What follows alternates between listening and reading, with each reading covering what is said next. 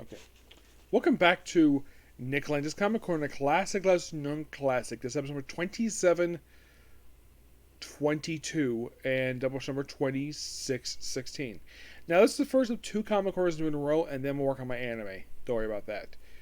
First up, we're discussing Batman Silver Age Omnibus Volume 2, which are collected issues from Detective Comics 258 to 282, and Batman 117 to 131. I'm also going to be discussing the Roy Raymond issues. Well, somewhat anyways. The Roy Raymond issues, basically, his become a little more fantastical with his. Like, several times he fights aliens. Either from their planet or another dimension, or basically him dealing with some expedition, whatever. Yeah, it's like okay to start with, and now more fantastical. Yeah. So, let's talk about the comics first. From 258. It's just Batman battling robots. Yeah, nothing really special about this one. Aside from the fact that Sheldon Motor, basically Bob Kane's ghostwriter, basically did the writing credit for this issue. Issue 259. This is the debut of the Calendar Man. Yes, Julian Gregory Day made his debut with this very comic book. Yes, though in actuality, you think, oh, is the white chalk skin guy with a bald with tattoo on his head and obsessed with holidays? Oh my gosh. The original version was nothing like that. As a matter of fact, that was a second redesign for the character. Yes. The original version, this is Calendar Man, the one with the fire suit. You think, is that Firestorm? No, it's Calendar Man. His whole gimmick in this thing is he obsessed with seasons. Like versus spring and then summer and autumn, winter. That's all gimmick he's captured in the story. And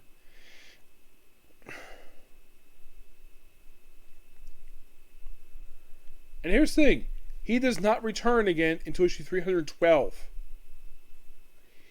Yeah, it takes him until 1979 to make a return.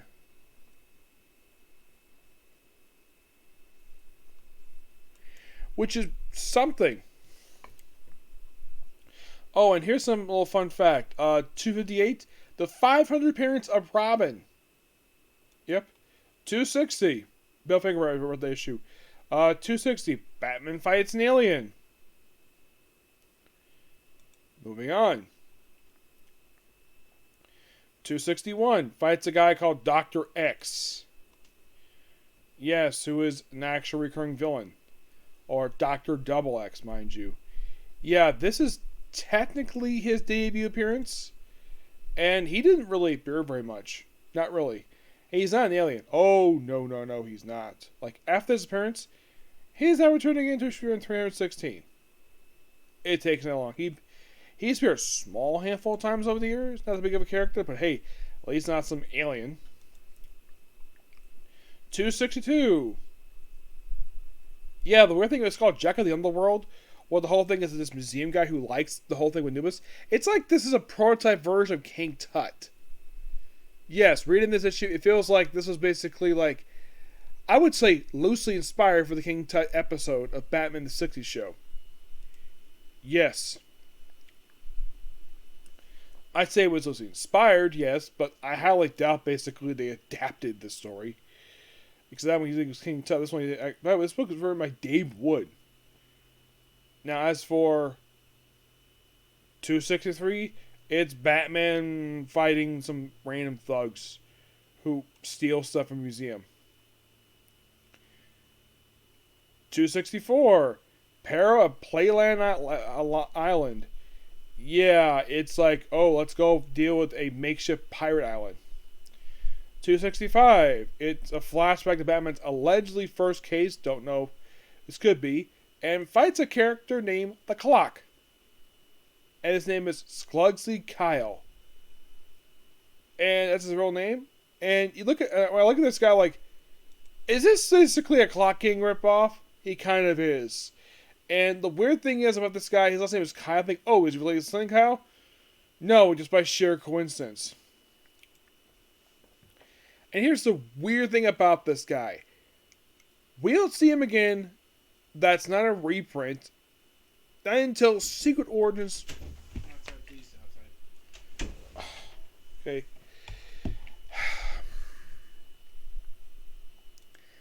I'll be right back, because apparently I'm needed for something.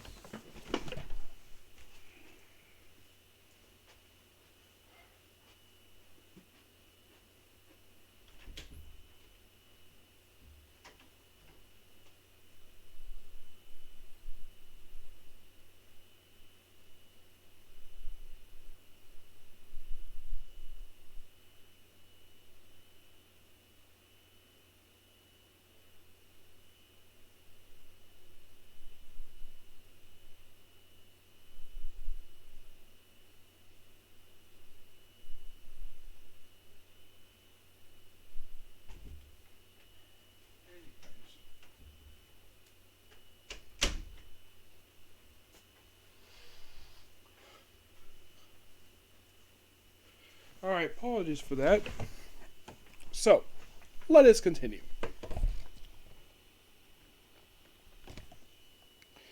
We were talking about Sigurd. Oh, yeah. That was the next appearance of the clock. This is that was kind of the way Roy Thomas is basically integrating the clock in. So, yeah, he's just a minor Batman villain who says he was part of Batman's first case. 266. Takes on some robot from space and nearly melts Batmobile. Bill Finger wrote the issue. 267. This is a historical issue. This is the first appearance of Bat-Mite. Yes, a character who will appear a handful of times. And since I'm talking about this guy here, well, let's talk about basically his other appearances he made during that are here. Like, after this issue,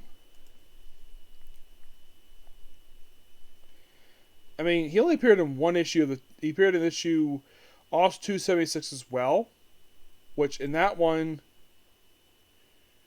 he teams up with Batwoman, which that was interesting. Yes, that was actually a secondary appearance in comics. Yes.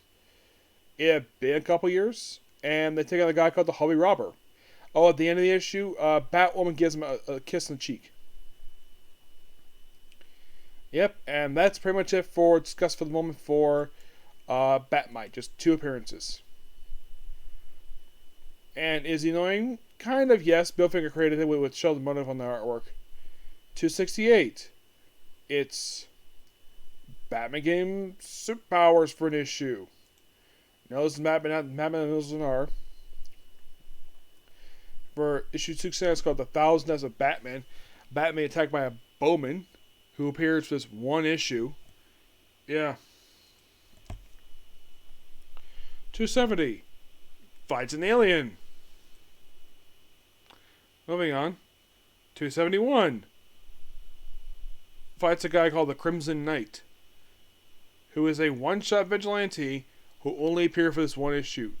And Dave Wood wrote the issue. 272. Batman fights a crystal creature who only appears for one issue. He's not an alien. He's actually from nuclear waste. 273, which the cover is, Batman's an unveiled member of this Dragon Society thing. It's a very interesting story for what it is. I actually kind of enjoyed this one. Good crime story of this one. And look up, there's too bad Dragon Society don't appear again, but I found it really interesting. 274. The Hermit Mystery Island. Yeah, where it's like, this hermit predicts all these people's defeats. And Batman's like, you lose because of Bird. It turns out it was a hawk. You think it was Robin. Really fun issue, this one. Yeah, another really fun one. 275. Ooh, yeah, this is another goofy one.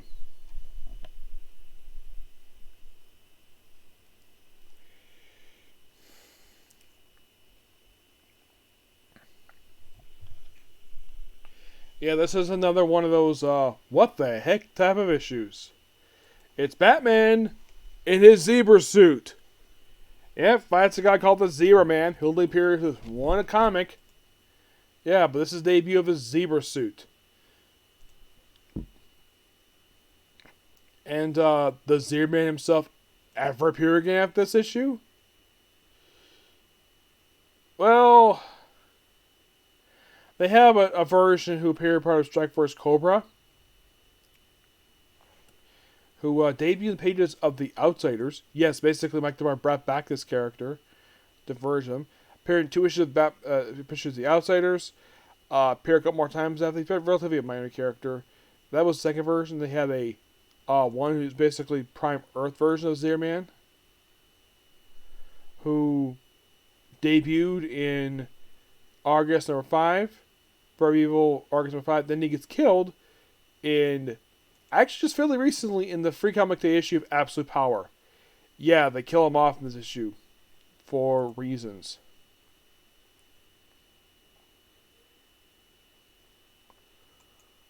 Yeah. But yeah, that's the most favorite thing about this issue is Batman's zebra suit. And we're talking about 276 already. Now 277, it's Batman fighting Jigsaw creatures from space, who appear for this one issue, and that's it.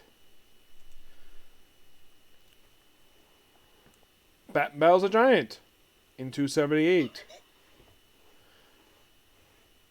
In 279, Batman finds his Batcave basically stalked by aliens. In 280, the Menace of Atomic Man, who makes the Batmobile disappear for an issue. Yes, the Atomic Man appears as one issue. We even have guest appearance here by Ace the Bat-Hound. In 281, people think Batman's a robot. Moving on. And then basically, Batman finds some dragon alien thing. And that's it for Batman. Not a lot really noteworthy issue this one. Not really. But now for some Batman. What goes on in Batman?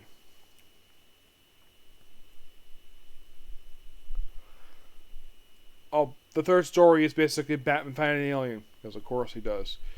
First story, Batman fights the Red Gloves gang. In the case, second story, people find out that Bruce Wayne is Batman via coincidence. Oh, and also this issue is the first appearance of the shock repellent bat spray. Yep, the famous bat spray that is popularized for the 60 TV show. This is the comic that made his debut in. That's the most noteworthy thing about this issue. 118. Where Batman has taken on some crooked cops at the penitentiary. About trying twice, Batman come out with Merman for an issue. They call him a Merman Batman. It's like a human fish. It's like the writers don't understand what it is. And then Batman goes to sleep and then wakes up, and about 20 years pass by, and he sees a future version of Batman and Robin. This is a tease for a future story. The opening story is arch rivals of Gotham City, where Batman, Vicky Vale, or basically they battle for Batman's affection. And the winner gets to take Batman on a date. And they both win. Vicky Vale and Batwoman, so they take him on a date. Second story is like, Batman's got an island. Okay. Yeah, it contains more of his trophies. In issue 120, The Curse of the Bat Ring. I believe this issue is the first appearance of the... I think...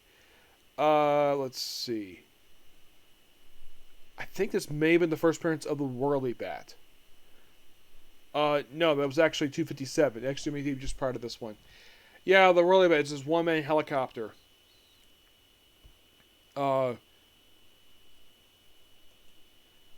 And there's one story in here for appearance by Silas Wayne, who is one of Bruce Wayne's uncles.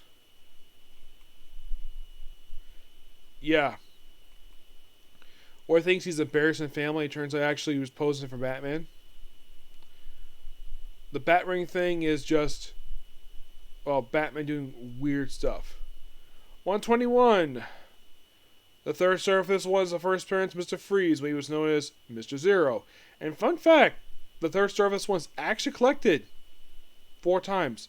Batman 6 TV Stories, Batman 50s, Batman 50s New Edition, and Batman Arkham New Mr. Freeze. Okay. Can I finish, please? Crime runs the rails. Train gang. The Biden Batcave.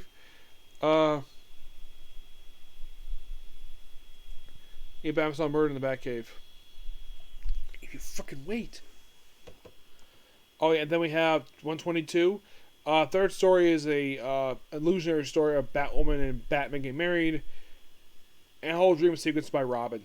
The other two stories is Batman at Sea for an issue, and Cross Country Crimes. He goes to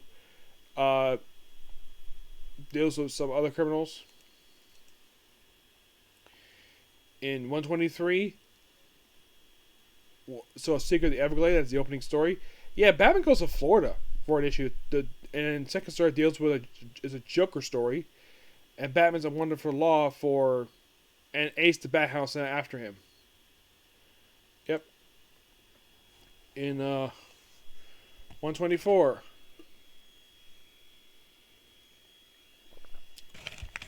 Batman goes visible for the opening story. Second story, they made back the Signal Man. First time preview since issue 112.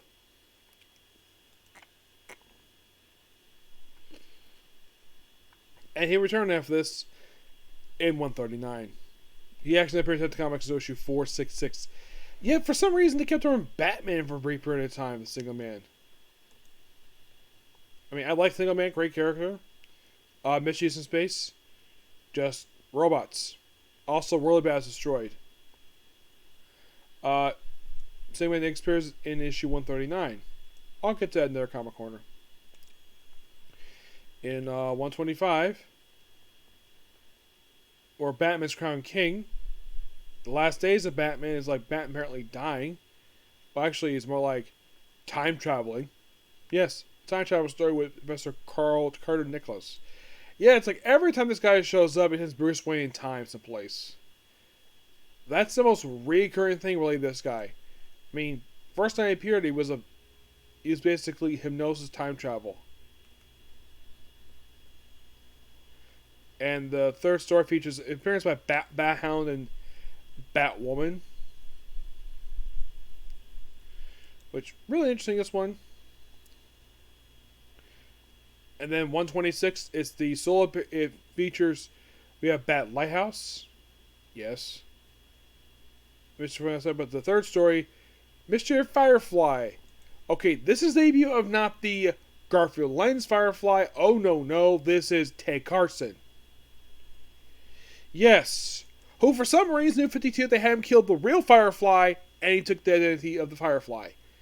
Yeah, and also in the issue, Batwoman kind of fell for him because he thought he was Batman. It turns out he's actually Firefly. Yeah. It's a really interesting story. Though this Firefly, his stuff it's like elements of this guy give into a success years later. 127. Or Batman gets the power of Thor's hammer for an issue. Yes. The Second Life Batman, more time travel side with Carter Nicholas. And teams with a guy called the Eagle and Super Partner in 128. And Prince of Batman. Batman deals with aliens. The Moonlight Puzzle. The Sub Puzzle for an issue. The Batman Baby. Kay Kane's the issue. Well, Kathy Kane. Thanks for guest appearance. Always good to see her. It's actually one time she appeared as a costume. She appeared as the very next issue of Batman. Yeah, the very next issue in the opening story, where she's like being held captive, and Batman has rescued her. Batman basically, it's a flashback to Boss Zuko, and deal with someone named Jack Haley. Jack Haley, this actually was the guy who owned Haley Circus.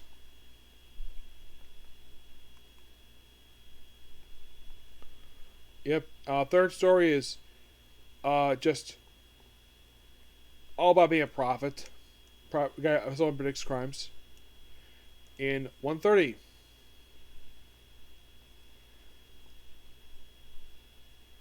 Batman's Silly Birthday. Deals with criminals. Master Weapons. Gets experienced by the Bat-Hound. Just got Museum half and nowhere. It's just Batman dealing with an alien. And also Lex Luthor. Yes, Lex Luthor makes guest appearance in Batman, which this is the Earth 1 version of Lex Luthor, who for some reason decided to make a quick guest appearance in this book. Not sure why.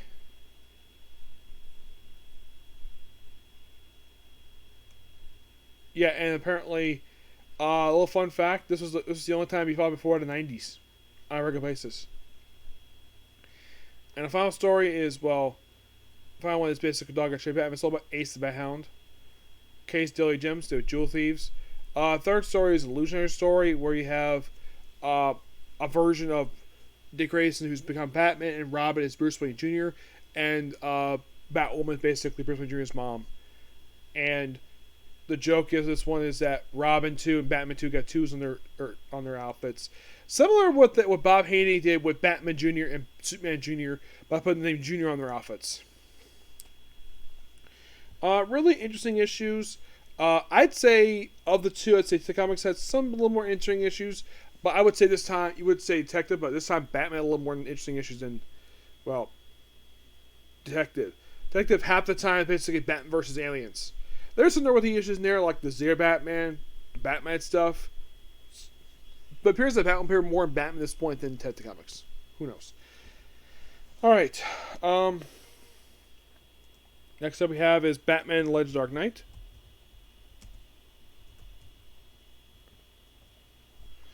We're also going to a trade, plus some additional issues for this series. And that being a book known as Dark Legends, which collect issues 39, 40, 50, 52, 54. 39 40 is two-part known as Mask. It is written and drawn by Brian Tubman. It is a story where Batman deals with an imposter for an issue. Yeah, that's mostly put exactly what Batman deals with this two-parter. Images for issue 50. It's a Joker story. I love the cover here. It's done by Brian Bauer and Richard Buckard. Denny O'Neil does this one with Brent Bivens in the artwork. Yeah, it's a Joker story. Really cool. Then we have Tao, a two-part Batman deals with the Chinese. Written by Alan Grant, Arthur Robinson does the artwork. Then we have Sanitarium, which is basically a Mike Mignola story. Yes, a Mike Mignola story. Which it feels like basically reading when I read this issue, it felt like it was basically it's like a style of the Mike Mignola would do for Hellboy, but basically substitute Hellboy for Batman. That's kind of what this issue felt like, except he's fighting some cult. Really interesting stuff here. I give the trade stuff 9 out of 10, but we're discussing more issues here. We're also discussing issues 55, 58, 64, and 76 and 70. First up was part of was Watchtower, written by Chuck Dixon and Mike Mahan. The main villain of this issue, the issue is supposed to set in the future, and according to Chuck Dixon, the plan was originally featured the little kid general who was villain in Ron book at the time, to have him as a grown version of the character, but DC said no, so we had this weird three-parter.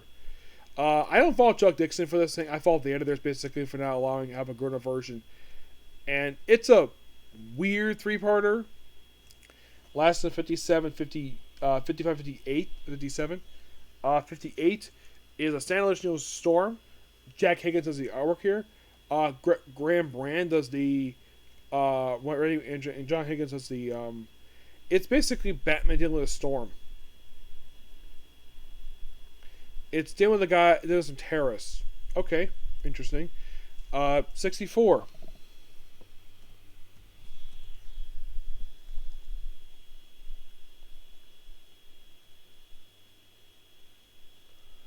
Yeah, 64 is a story by James Delino, yes. You're thinking, who the heck is this guy? This is one of the writers from Hellblazer. And the issue feels like something out of Hellblazer. Which botched all the artwork. It's called Terminus. It's Batman dealing with someone called Terminus. And like I mentioned, it feels like something out of Hellblazer. That basically was just written to be Batman. And we have two parking criminals, or Batman has to deal with a riot. I love the artwork here. It's artwork by Mike Zeck and Stephen Grant. Those that are familiar with this creative team, this is the same people who did Punisher Volume 1. An excellent book. And I've met Mike Zeck, excellent guy. And I even asked him, do you think the Stephen Grant's underrated? He actually agrees with me on that because he's not the well-known writer, but he's really good.